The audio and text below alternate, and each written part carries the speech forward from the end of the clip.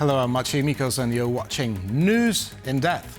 Far from the trenches and the battlefields of Ukraine, Russia is looking for more soldiers to fight in Putin's war. Apart from bringing mercenaries from Africa, the Kremlin is expanding its sphere of influence over the continent. And we'll talk about it with our very own Africa correspondent, Sofia Ba. Good afternoon, Sofia. It's great to have you with us in Warsaw. So, Sofia, a scandal erupted lately in South Africa, a scandal concerning the very family of a former president. Yes, it did. Could you tell us more about it? Of course. Good afternoon. It has a lot to do with Ukraine, as I mentioned. It does, Maciej. Good afternoon. It's a pleasure being here, first of all. So the latest scandal that you're talking about involves a couple of South African men who were lured to get actually in the battlefield in Russia under different pretense, of course. They were told that they were going to get some kind of training, bodyguard training. They were for most of them aspiring bodyguards. So they were lured and actually taken to Russia under those pretenses, and they signed a contract that, mind you, was written in Russian, and they did ask for translation, but it was not provided to them. The news broke when one of the brothers of those men actually spoke up about it and let everybody know how it happened, how the contract was signed and how they asked for translation, but it was not provided, and so they didn't know what they were signing. Once they got there, they were told... Right, but the men were already lied to in South Africa, right? Exactly, yeah. They were, but they only realized that they were lied to when they actually got on the trip and asked where they were going. They already signed the contract, didn't know what it was about, even though they did ask for translation, like I said, and it was not provided to them. When they were going, they asked about their training. And they were told that there was no training that was available for them or arranged for them, but that they were now under the command of the Russian military, allegedly. And that's how they were taken to Ukraine to actually fight in the front lines for Russia. What happened to them? So what happened to them was they were taken to Ukraine, and they joined the battlefield as Russian soldiers. And the brother of the sibling of one of those 17 men, because there were 17 South African men in this particular case, and they started fighting as Russian soldiers. They didn't know that they were there for that. They wanted to be bodyguards and to get training. That's what they were told. Unfortunately, they signed those contracts and got there and started acting under the command of the Russian military. Are they still Russian soldiers, or were they allowed to go back home? So they are not back home yet, as far as we know so far, but they are asking for help and seeking for help because of their situation. Yeah. I see. Now, Sofia, we know that apart from 17 men from South Africa, more mercenaries from Africa actually take part in the war in Ukraine. Do we know the scale? And another question here is, are most of them lured by the Russians to go there, or is it that they go there willingly just to earn some money? Enhance their skills? Right. So according to Ukrainian officials, there are right now about 1,400 Africans who are now fighting in the battlefield as Russian soldiers, and they come from dozens of different African countries. That's the reports that we have from Ukrainian officials right now. So it's a large number. I actually had the opportunity to meet some of them when I went to Ukraine 6 months ago. We were 11 African journalists, and we were taken to this prison in Ukraine where they were detained. Some of them were detained, and a lot of them were from Africa. And they have interesting similar stories about how they got there, because you did ask if they went willingly or not. Yes. For most of them, it was the same situation, a situation where they signed papers and they declare that they did not know that they were signing papers to join military forces, but they were told either that they were going to be offered jobs, different type of jobs, or just a better quality of life. Some of them actually were in Russia. For example, I did meet two young Egyptians who were there and said that they went to study in Russia, then found themselves in kind of difficult situations. They ended up in jail, and they were contacted from there saying that we can get you out of jail. Just sign this contract, we're gonna get you jobs, and you're going to be out of jail. 3 weeks later, the job was being in the military and fighting for Russia. So those are the situations that we know, that we hear about, and that I personally were a witness of by talking to those men. You know, in the EU, there are some warnings not to go to Russia. Do African states issue similar warnings for the citizens? So this is kind of something new for Africa. So I wouldn't say that there are warnings. I would say that there are now declarations. In my country, in Senegal, we had this Senegalese man a couple months ago who was in that situation, and it actually echoed. So people are now thinking twice about things. They're not warnings, but just looking at the situation, and getting more and more people talking about it is alerting some people. I see. Now, what is the general perception of the war in Ukraine? It's really far away, and you know, in Europe, and I guess in the US as well, we know very little about what's going in Africa. And I'm wondering whether it's the similar situation over there. So first of all, I think that it's very important to remind everybody Africa is a continent of multiple different countries. So it would be hard to generalize like that and say that, okay, here is the African vision. There's no such thing. Each country has the different dynamics, has the different contexts, and different ways to look at the situation. But I would say, if I try to generalize a little bit as far as I can, Africans are observing the situation, know about the situation, and are asking questions about the situation. But I would say the predominant question, I think, is why should Africans be involved or have an opinion about this war? Like you say, it's very far away. So what are the dynamics? Why are the eyes so turned into Africa for Africa to actually have an opinion or think about that war? I think that would, if I had to generalize, I would say that. Let me answer to this rhetorical question. Go ahead. Because Russia brought war to Ukraine. And Russia is also trying very hard to expand its sphere of influence in Africa. Therefore, my question is whether the Africans should be somehow, you know, worried about Russians investing in their countries and sending their mercenaries overseas to Africa. Very interesting, right? And you see that the world is a big place, but also a small place because everything is interconnected, right? So I think this is what we have to understand. Most of different African countries right now are living a shift in their dynamics, in the way they collaborate or they want to collaborate with the rest of the world.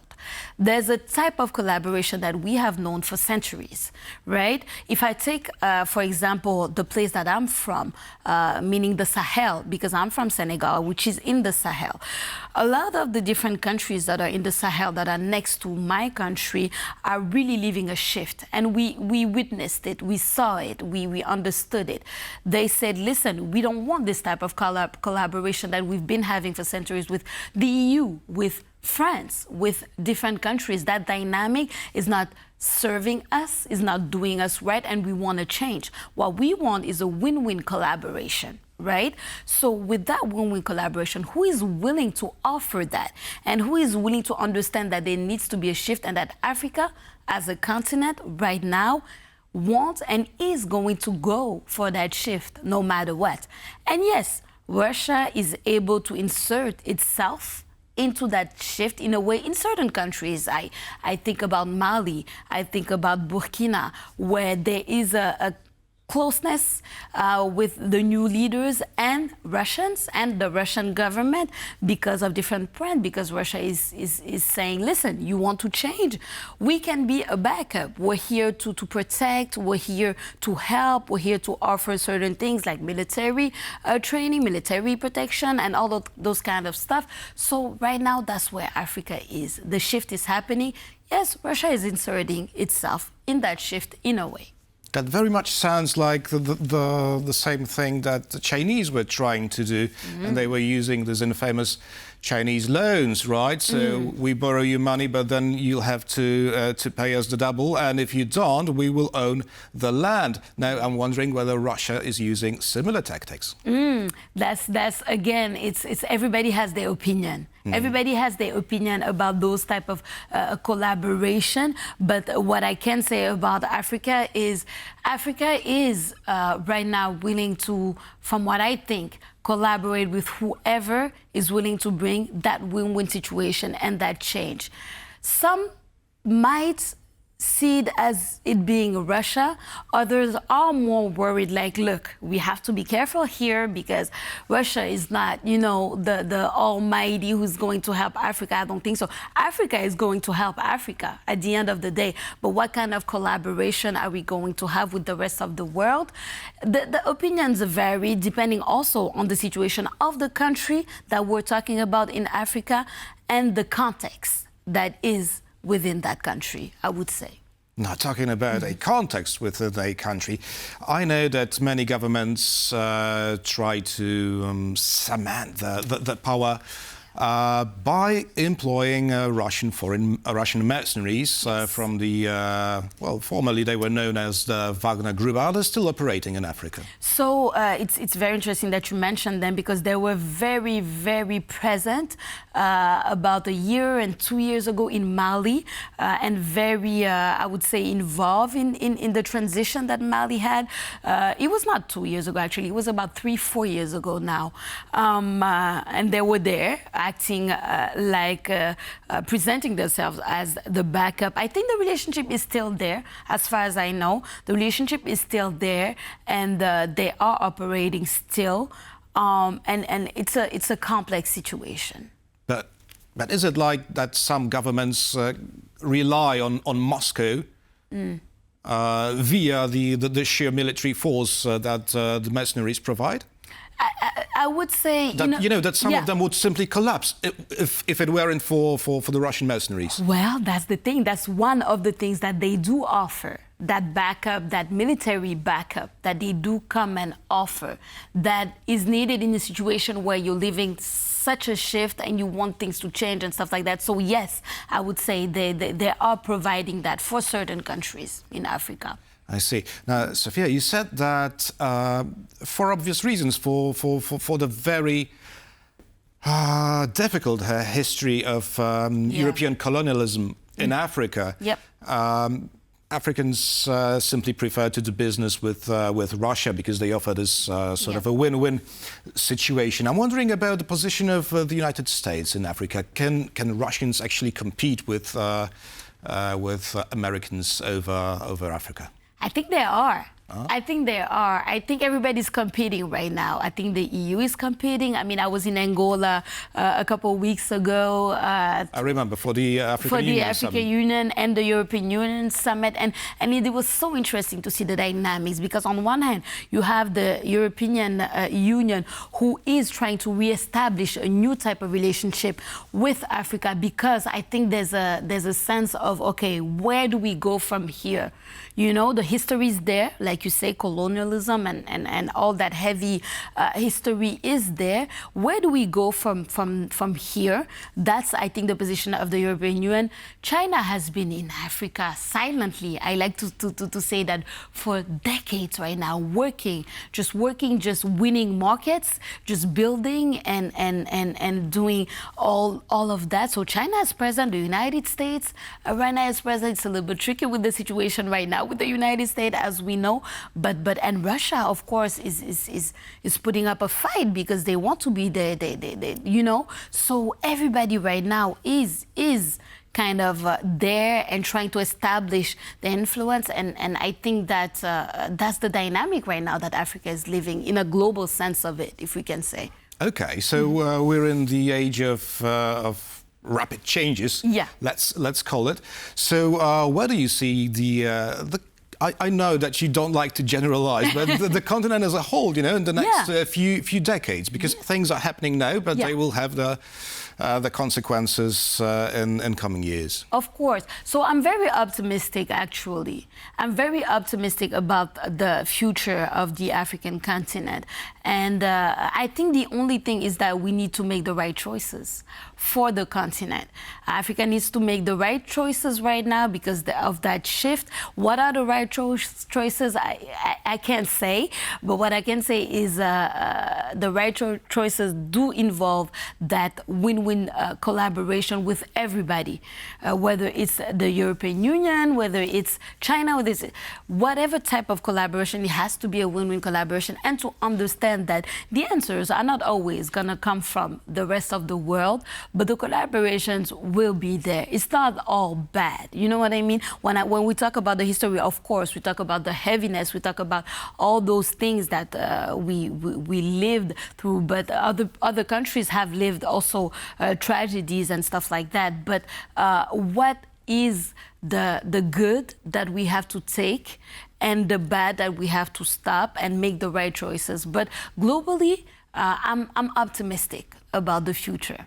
Right. So what are the imminent, the most pressing issues that Africa must face? Because it's not everywhere peaceful. Quite on the contrary, and people are still dying on because of famine in some regions. Could you tell us more about it? Yeah, I mean, like you said, peace, security. Development, like we know, economical development, social development, security, peace, all those issues have to be solved and should be solved. Those are the main issues that we can all relate to as Africans. I think whether you're from Ethiopia, you're from the east, the west, the north, the south, we see it. We see that we need to ensure our security, the peace, the stability, and development of the countries, and actually create more opportunities so that Africans can stay and develop Africa, Sofia, thank you so much. I'm already looking forward to your next reports from Africa. It was a pleasure. The pleasure is all mine. Thank you for having me, Machid. Thank you very much. Thank you. And thank you for watching. And stay with us for more interviews here on TVP World.